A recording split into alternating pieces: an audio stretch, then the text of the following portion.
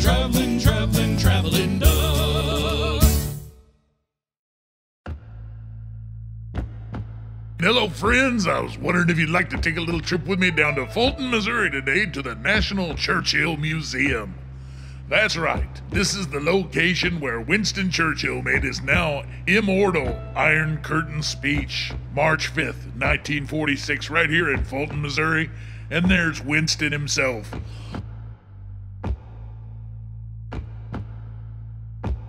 This, of course, is St. Mary's Church, which was moved stone by stone from London after World War II, and here below, the entry to the National Churchill Museum. Up the top of the stairs, the bulldog himself. It's our old friend, Winston Churchill, for whom the museum is named.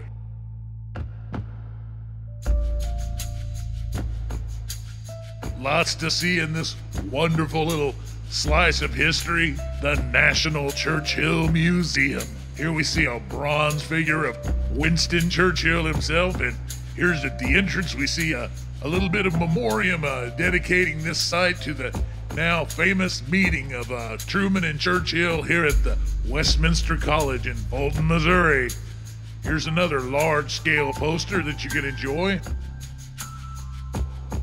The museum takes us through a lovely walkthrough of Winston's life, starting from the time he was younger, and here we are moving up to the time just before World War I. You get to take a look at Churchill's family and his upbringing and kind of get a feel for who he was as a person and where he came from politically.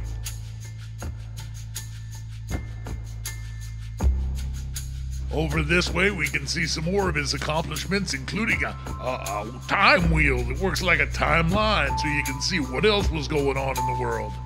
And here's a book written by Churchill himself, The People's Rights.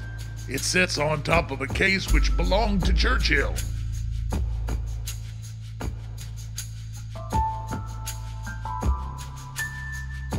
In fact, as the card states, this deed box or dispatch case was used by Winston Churchill to carry important memos and papers during his years in Parliament. And here we move on from 1914 till about the beginning of World War I. Here's an interactive digital map. And another case that belonged to Winston when he was the Chancellor of the Duchy of Lancaster. It's a briefcase, and they call this a low point in his career, gifted by the National Trust of England.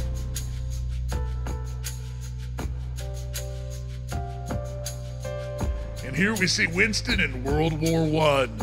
We move through this display. We're also allowed to look through this interesting periscope-type device where you can see clips of actual World War I battle footage. Let's take a little sneak-a-peekaroo. Try to focus her up here, throw a little zoom action on it, so hopefully you can see what's going on as we zoom in. Oh my goodness, kaboom! Explosions and mustard gas. The battlefields of World War I. There's the doughboy.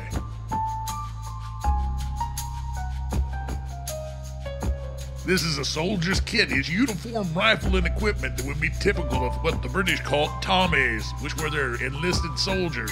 A wonderfully interesting display of historic artifacts for you to enjoy.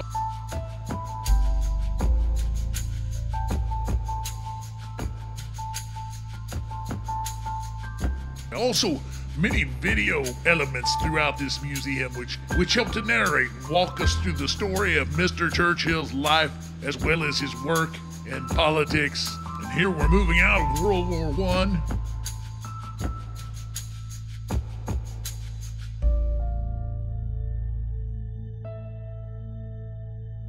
And into the 30s.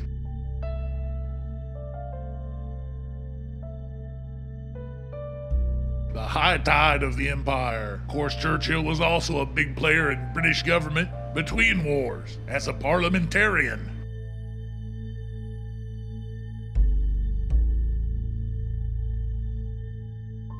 And here we see some historic photos from that time. Also, as many people know, Winston Churchill was quite a painter. That was one of his favorite hobbies, and we'll touch on that more later.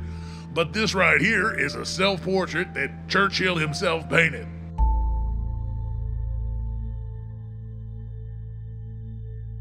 This is a famous comic about him becoming the Chancellor and wearing a top hat. And now we move into the World War II section, the Gathering Storm. Ooh, there's that Hitler, a formidable foe to be certain.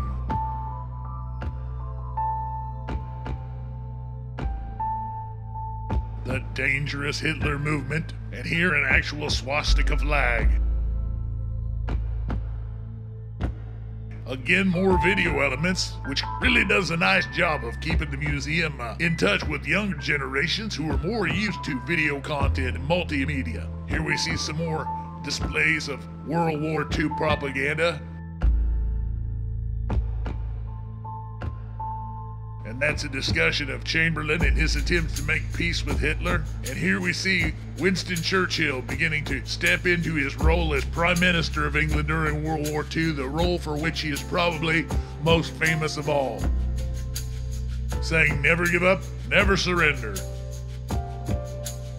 All around this room is the World War II memorabilia that you can see. Here are some letters in a case and some other items of memorabilia.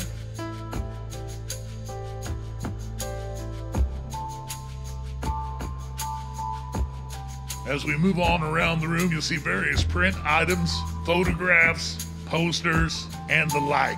The finest hour. This discusses the Blitz on London, and the church upstairs, of course, was damaged during that.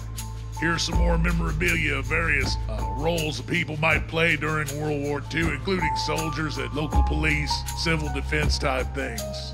These are signs talking about the Allies coming together. Russia joined in on the side of England, and later America joined in. And there's some scrap drive stuff there. And here's where things began to turn around in World War II. For a long time there, it seemed as if Hitler and the Nazis would just run roughshod all over Europe, and no one would stop them. But we finally were able to come together and slow their progress.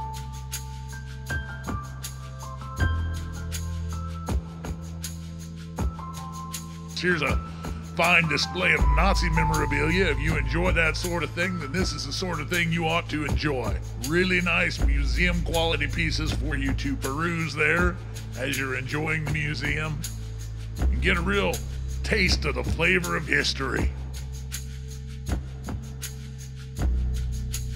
Of course, 1945 brings an end to the war, and now we begin to move toward peace after World War II, which of course brings us to the occasion of Mr. Churchill's visit to Westminster College at Fulton, Missouri. This is a room dedicated just to that visit. All this is memorabilia, and the wall surrounding these photos here are these pictures of people who are actually pictures on that day of his visit. Here we see the cap that he wore, as well as a water stand and notes from the speech, a water glass and pitcher, a cartoon illustration that was written, and this is the actual robe that Mr. Churchill wore during his famous Iron Curtain speech at Westminster College at Fulton, Missouri. There's a lovely homemade sign welcoming President Truman, who also joined him in this visit, as well as a map of the college so you can find your way around. Of course, I'm sure it's expanded since then. This is a little placard telling about the trip that the two shared together by train from Washington, D.C. to Jefferson City, the capital of Missouri, and how they played a lot of cards. And here we have the actual podium and chair that Churchill used during his famous Iron Curtain speech at Westminster College at Fulton, Missouri. And here is actual video from that occasion. You can see the lectern there, as well as the chair.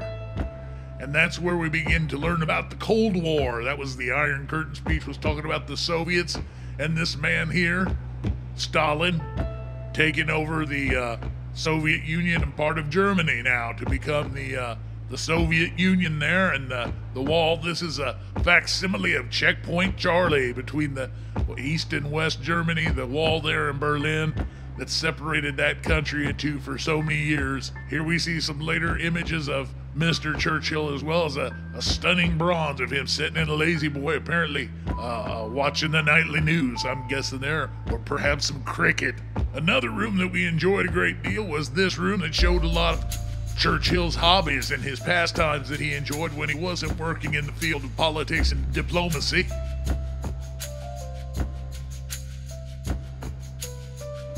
Another fine bronze bust.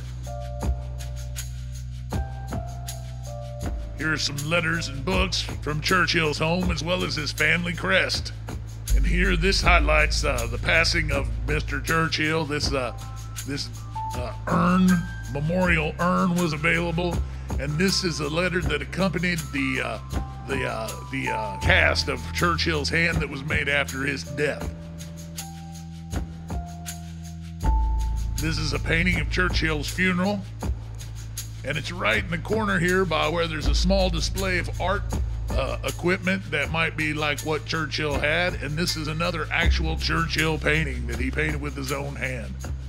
Another stunning part of the museum is this enormous collection of various mugs and plates and dishes which were emblazoned with the likeness of Churchill himself. It's just hard to imagine such a huge variety of different applications to memorialize a great national hero. Just look at all these options. Now this is not merch. This is not the gift shop. This is part of the museum collection.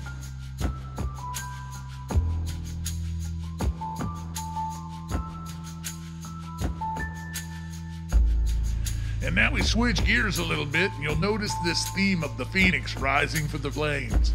This is stained glass out of the church called St. Mary's. Now, this church was destroyed during the World War II there at the Blitzkrieg in London. It was designed by none other than Christopher Wren.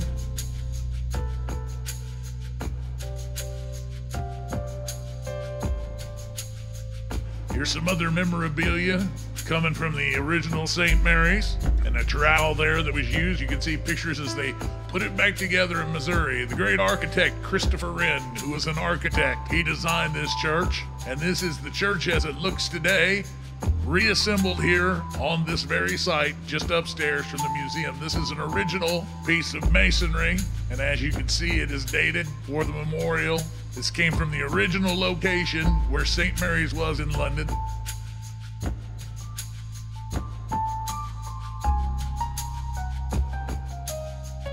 This is an overhead hand-drawn three-dimensional map of London which kind of shows the location of St. Mary's.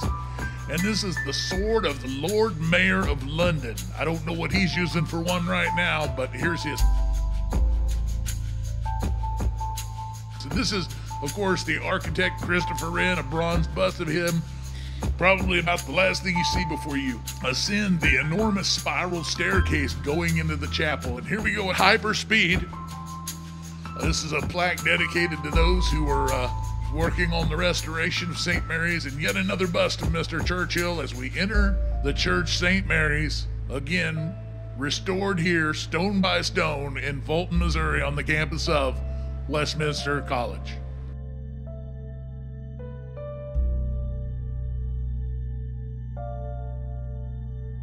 Lovely classical church design, 10 Commandments featured prominently, barrel vaulted ceilings, incredible artisanship and craftsmanhood displayed in the intricate design. Just look at that carving. Oh my.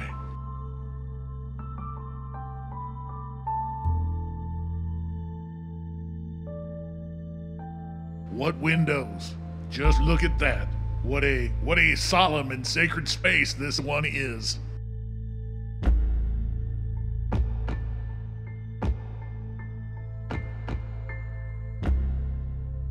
And that enormous pipe organ as we see that barrel vaulted ceiling one more time.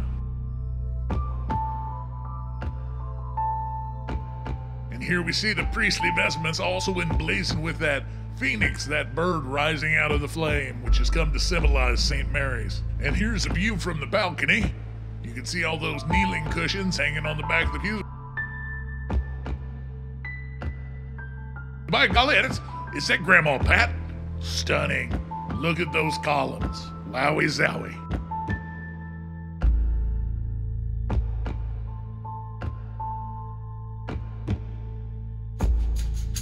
It is Grandma Pat. Here's a close-up of that organ. 2 manuals, full foot rail. Look at those stops. Pull them all out. And of course, the Presbyterian hymnal. Now, just outside the church is a section of the Berlin Wall. That's right, when they tore it down, part of it was converted into a work of art which stands here on the campus of Westminster College, Fulton, Missouri. Let's just take a look at this. Now those people shapes were cut into it as part of this art installation, and as we continue to go past, you'll see that there's another bronze placard which gives us details regarding this work of art and the artist. Actual sections of the Berlin Wall. Stunning. Breathtaking. And it's called Breakthrough by Edwina Sandys.